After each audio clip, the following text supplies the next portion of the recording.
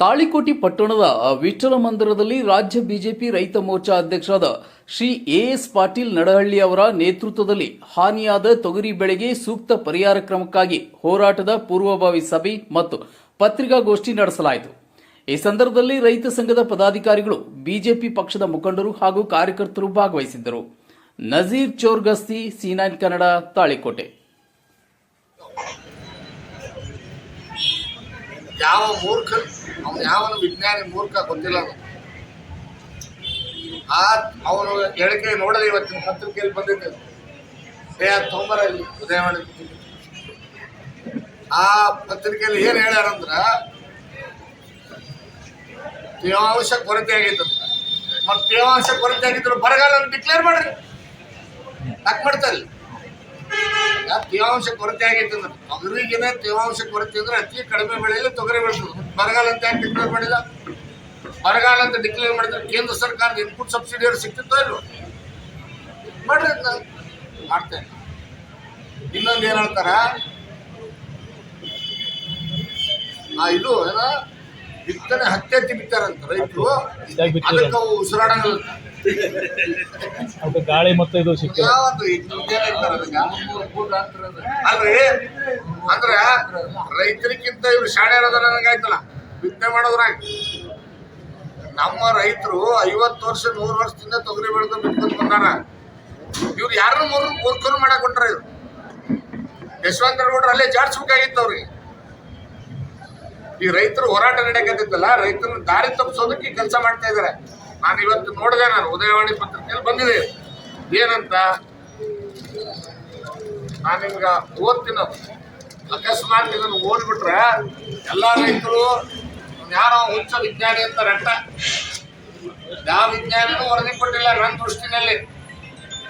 ಇವರು ಅಧಿಕಾರಿಗಳು ನೆಪ ಮಾಡ್ಕೊಂಡಾರ. ಏನಂತ ನೋಡಲಿ, ಈ ಬಗ್ಗೆ ಜಿಲ್ಲಾ ಕೃಷಿ ಇಲಾಖೆ ಜಂಟಿ ನಿರ್ದೇಶಕರು ರೂಪಾ ನಾಯ್ಕ ಮಾತನಾಡಿ ತೊಗರಿ ಬೆಳೆ ವಿಫಲತೆ ಬಗ್ಗೆ ಸಂಪೂರ್ಣ ಅಧ್ಯಯನ ಮಾಡುವಂತೆ ಧಾರವಾಡ ಕೃಷಿ ವಿಶ್ವವಿದ್ಯಾಲಯ ವಿಜ್ಞಾನಿಗಳಿಗೆ ಮನವಿ ಮಾಡಿಕೊಳ್ಳಲಾಗಿತ್ತು.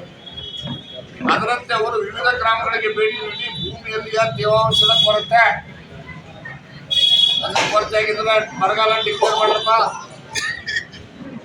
ಯಾರು ಬೇಡ ಅಂದ್ರೆ ನಿಮಗೆ ಮತ್ತೆ ಇಷ್ಟ ಯಾಕೆ ಡಿಕ್ಲೇರ್ ಮಾಡಲಿಲ್ಲ? ಒಂದು. ಎರಡನೇದ್ದು, ನಸುಕಿನಲ್ಲಿ ಮಂಜಿನ ವಾತಾವರಣ ಆಯ್ತಪ್ಪ. ನಸುಕಿನಾಗ ಮಂಜು ನಿಂತಂದ್ರೆ ಮಂಜಿಗೆ ಮೊದಲು ಯಾವ ಎಫೆಕ್ಟ್ ಆಗ್ತವೋ? ತೊಗರಿ ಎಫೆಕ್ಟ್ ಆಗುತ್ತೋ, ದ್ರಾಕ್ಷಿ ಎಫೆಕ್ಟ್ ಆಗುತ್ತೋ, ತೋಟಗಾರಿಕೆ ಬೆಳೆಗಳ ಎಫೆಕ್ಟ್ ಆಗ್ತಾವ, ದಾಳಿಂಬ್ರಿ ದ್ರಾಕ್ಷಿ ಅವ್ರಿಗೆ ಫಸ್ಟ್ ಎಫೆಕ್ಟ್ ಆಗೈತೆ. ಮತ್ತೆ ಅವೆಲ್ಲ ಚಲೋ ಬೆಳೆದವಲ್ಲ. ಈ ತೊಗರಿ ಗಂಟೆ ಬಂತ ಮಂಜು. ಮೂರನೇದು ಹೇಳ್ಬಿಡ್ತೀನಿ ನಿಮಗೆ,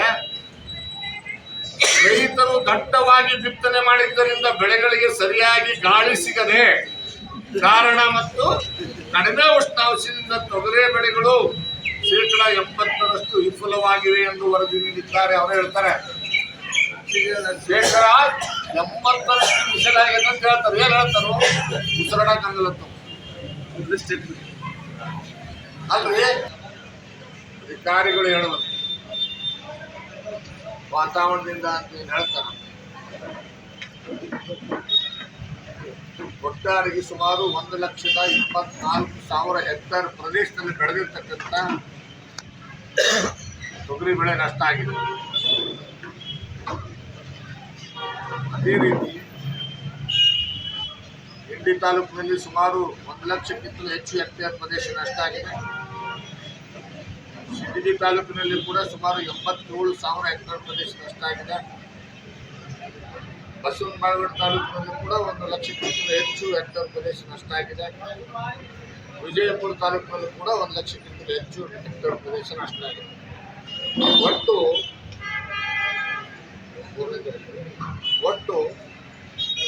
5,34,000 ಹೆಕ್ಟೇರ್ ಪ್ರದೇಶ. ಎಕರೆಗಳಲ್ಲಿ ಹೇಳೋದಾದ್ರೆ ಅಂದಾಜು 15 ಲಕ್ಷ ಎಕರೆ ರೈತರು ಬೆಳೆದಿರ್ತಕ್ಕಂಥ ತೊಗರಿ ಬೆಳೆ ನಷ್ಟ ಆಗಿದೆ.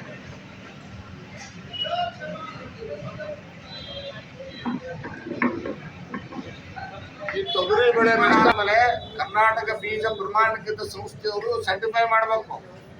ಸರ್ಟಿಫೈ ಆದ್ಮೇಲೆ ಅದಕ್ಕೆ ಬೀಜೋತ್ಪಾದನೆ ಬೀಜೋಪಚಾರ ಮಾಡ್ಬೇಕು. ಅದಕ್ಕೇನಂತಾರೆ ಬುಲೆಟ್ ಏನಂತಾರೆ ಇಲ್ಲ ಬೀಜೋಪಚಾರಕ್ಕೆ ಬುಲೆಟ್ ಅಂತ ಏನೋ ಬರ್ತದೆ ಹೆಸರು ಟ್ರೈಕ್ರೋಡರ್ಮ. ಆ ಟ್ರೈಕ್ರೋಡರ್ಮ ಹಾಕಿ ಮಾಡ್ಬೇಕು. ಇವ್ರು ಏನು ಮಾಡ್ತಾರೆ ಏನ್ ಮಾಡಕತ್ತಾರ ಗೊತ್ತಾನ? ರೈತರಿಂದ ತೊಗರಿ ತಗೊಳ್ಳೋದು, ಆ ಗೊಡಾವನ್ಗೊಳಗೆ ಒಂದಿಟ್ಟು ಮಿಲಾಕಿನ ಚಾಣಿ ಹಿಡಿದು ಅದಕ್ಕೆ ಒಂದಿಟ್ಟು ಮಿಲಾಕಿನ ಪುಡಿ ಹಾಕಿ ಪ್ಯಾಕ್ ಮಾಡಿ ಅದ್ರ ಮೇಲೆ ಆ ಪ್ರಿಂಟು, ಆ ಕಂಪನಿ ಹೆಸರು ಯಾವ ಕಂಪನಿ ಏಜೆನ್ಸಿ ಇರ್ತಾವಲ್ಲ ಆ ಏಜೆನ್ಸಿ ಪ್ರಿಂಟು ಇಲ್ಲೇ ಹಾಕಬೇಕು. ಪ್ರಿಂಟರ್ಗಳು ತಂದು ಇಲ್ಲೇ ಪ್ರಿಂಟ್ ಮಾಡಿ ಅದು ಪ್ರಿಂಟ್ ಹಾಕಿ ಅದ್ರ ಮೇಲೆ ಹೊಡೆದು ಸೀಲ್ ಹಾಕಿಬಿಟ್ರೆ ಬೀಜ ಆಗ್ಬಿಡುತ್ತೆ. 60-75 ರೂಪಾಯಿ ರೈತರದ್ದು ಕಳಪೆ ತೊಗರಿ ಅದು ಬೀಜ ಆಗಿ ಪರಿವರ್ತನೆ. ಈ ಹಲಕಾ ಕೆಲಸ ಮಾಡೋದಕ್ಕೆ ಅಧಿಕಾರಿಗಳು ನಿಂತ್ಕೊಂಡಿದ್ದಾರೆ. ಇದು ಇಡೀ ರಾಜ್ಯಾದ್ಯಂತ ನಾಶ ಆಗ್ತಾ ಇರ್ತಕ್ಕಂಥದ್ದು. ಇವ್ರ ಬಣ್ಣ ಬಯಲಾಗತ್ತೆ ಅಂತೇಳಿ ಸರ್ವೆ ಮಾಡ್ತಾ ಇಲ್ಲ ಜಿಲ್ಲಾಧಿಕಾರಿ. ಗಮನದಲ್ಲಿ ನಿಮ್ಗೆ ಅದಕ್ಕೋಸ್ಕರ ನಾನು ಮಾತು ಹೇಳ್ತೀನಿ, ಎಲ್ಲಾದರೂ ಗಾಳಿ ತೊಗರಿ ಉಸಿರಾಡಲಾರ್ದ ಏನು ಯಾರ ರೈತರು ನಂಬ್ತಾರೆ? ಇದು ನಂಬಕ್ಕಾಗತ್ತಾ ಇದನ್ನ?